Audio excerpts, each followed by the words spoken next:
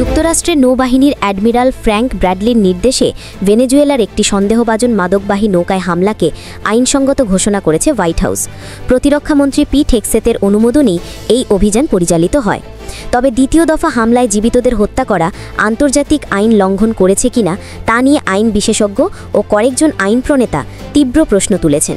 Trump প্রশাসন বলছে এটি আত্মরক্ষামূলক অভিযান, কিন্তু সমালোচকরা একে সম্ভাব্য যুদ্ধাপরাধ হিসেবে দেখছেন। ভেনেজুয়েলার একটি নৌকায় যুক্তরাষ্ট্রের হামলাকে সম্পূর্ণ আইনসঙ্গত বলে দাবি করেছে হোয়াইট হাউস। মাদক চোরাচালানের অভিযোগে গত সেপ্টেম্বরে মার্কিন নৌবাহিনীর অ্যাডমিরাল ফ্র্যাঙ্ক ব্র্যাডলি যে সামরিক অভিযান পরিচালনা করেছিলেন, হোয়াইট হাউস আনুষ্ঠানিকভাবে সেই সিদ্ধান্তের পক্ষে দাঁড়িয়েছে। সোমবার হোয়াইট হাউসের মুখপাত্র ক্যারোলিন লেভিট জানান, প্রতিরক্ষামন্ত্রী পিট হেগসেত অ্যাডমিরাল ব্র্যাডলিকে 2 সেপ্টেম্বরের হামলার অনুমতি প্রদান করেন। তার ভাষায়, অ্যাডমিরাল ব্র্যাডলি নিজের এখতিয়ার ও আইনি কর্তৃত্বের মধ্যেই যুক্তরাষ্ট্রের প্রতি হুমকি দূর করতে অভিযান পরিচালনা করেছেন।